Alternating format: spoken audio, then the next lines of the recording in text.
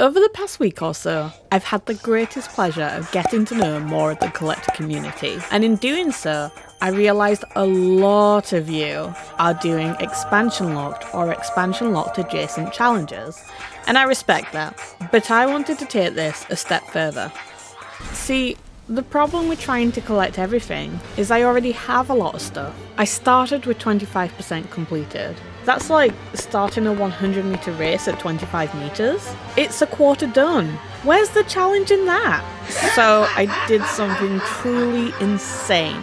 I'm going to keep collecting absolutely everything, including source IDs, but I'm going to do it on a new account. I'm starting at 0%. No characters, no transmogs, no mounts, no pets, nothing. All my feats of strength? Gone. This also means I can't use gold or regions from my other characters, so that 100k in stack of wolf meat that Emmeline has, no good. But that just adds to the challenge, right? Anyways, whilst we are starting fresh, I didn't want to completely erase what I had already done, so obviously we're going to keep Talida. She's a very special part of this whole process, and it'd be unfair to completely abandon her. So here she is, my VIP. The particularly observant viewer may notice that I'm on a trial account right now. Don't worry, I will be buying a subscription. I'm just min-maxing it a little. Now on to the challenge! Exile's Reach was a little slow going, but once I got off that dreaded ship, I got my first piece of gear pretty quickly. I also found a rare, and my first ever treasure chest, which gave me a couple transmogs. Turns out, when you're starting a fresh account, everything you do bumps up your ATT score. I also got my first achievement here, though I must admit, as a Horde girly, I'm a little upset that this achievement will be forever tainted by the knowledge that it was an Alliance tabard that got me this. Wait, the suggested play is free? Nah, we could do it with 2. And hey, look at that, it's another quest done. It wasn't long before I was heading towards High Mall. I knew that meant the dungeon was coming up pretty quickly, and that meant I had a decision to make. Did I want to stay and farm zone drops, or did I want to move on as quickly as possible so I can get to that good old classic content? I chose to move on. I mean, I need other classes to get some of the drops anyway, and I will need at least one Horde character for that stunning blood red Horde tabard. The drops will come fairly naturally as I bring more characters through. Besides, if I get all the class quests done and there's still stuff to farm, then I'll farm. It wasn't exactly a difficult choice to make. So a dance party?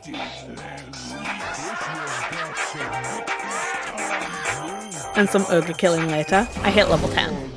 I ran Darkmoor Citadel, I got some cool drops. I ran Darkmoor Citadel again, I got more cool drops. Then I got bored of Darkmoor Citadel and decided screw that, it's so slow, and Carrick isn't even a good tank. We're going to Stormwind. I made it to Stormwind. Captain Garrick said, "You're on your own, kid," and I almost immediately got kidnapped by a creepy gnome who drives slower than my horse trots. It wasn't too bad. I got a flying mount out of it, but it was one that I couldn't use until I unlocked dynamic flight anyway. The new player experience is really weird. Why are you giving me a mount I can't properly use yet?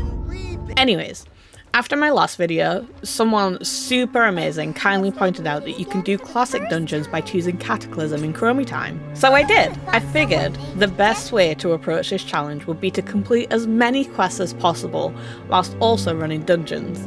I'm not guaranteed boss drops in dungeons, but I need the drops from the Satchel of Helpful Goods, and I can complete dungeon quests, which in turn will give me a couple more achievements. Before I started diving into dungeons though, I wanted to make sure I was as prepared as I could be. You are not prepared. I picked up professions, and look, I was smart. I picked up blacksmithing this time. Sulphurous, here I come. And I completed some quests around Stormwind, including the cooking and fishing dailies. Whilst doing that, I also found a rare, the Sewer Beast. I didn't even know it existed. Unfortunately, it didn't give me anything interesting, but knowing there's a rare to farm in Stormwind is super helpful. This server must be a quiet one, because I was also able to pick up a jewel crafting design from a vendor. Normally that would have been a blink and you'll miss it type of situation, but I was able to grab it and store it in my bank for later. Maybe Talida should have been a jewel crafter after all.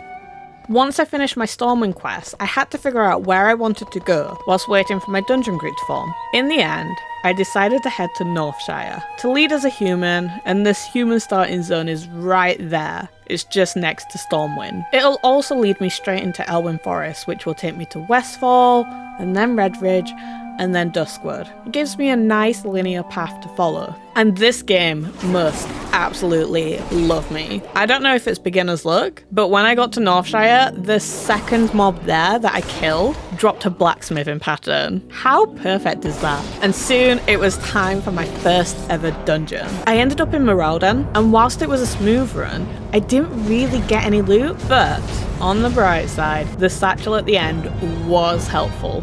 Once I finished the dungeon, I realised I had loads of gold, and that can only mean one thing: vendor items. I hadn't bought any in Stormwind because I thought I might need to save my gold, but this is Northshire now. So I quickly ran to the free vendors there and bought up their entire stock. It was a huge help for my score. Then it was time for another dungeon, and this one is one of my favourites: Dead Mines. Edwin Van Cleef can't stop me now. And the run was a huge success. Once we killed Cookie, I got tons of achievements for completing dungeon quests, and there were so many drops there. I have loads of new transmogs. I also ran Stormwind Stockades and Razorfang Kraal, during which my free trial ended. I haven't used a free trial in a while, so I was a little worried that Blizzard were going to kick me out of the game mid-dungeon, but instead, I got a little pop-up that was easy to get rid of, and the game simply locked me to level 20 whilst I finished a run. And now that that's done, it's time for me to get a proper subscription. I suppose I could keep playing on a level locked character, but it would mean that I wouldn't really be able to solo any dungeons or raids, because I'll never get to a high enough level. And that means I will need to have a group in order to run dungeons. This can be an issue, as it can mean long wait times, especially as a DPS. And I'm really eager to get going, so I'm off to get a subscription. Whilst I'm doing that, why don't you come and hang out with me at twitch.tv/ArchmageStar? I'll be streaming Collection Log and my video editing process every weekend. Happy collecting, and I'll see you very soon.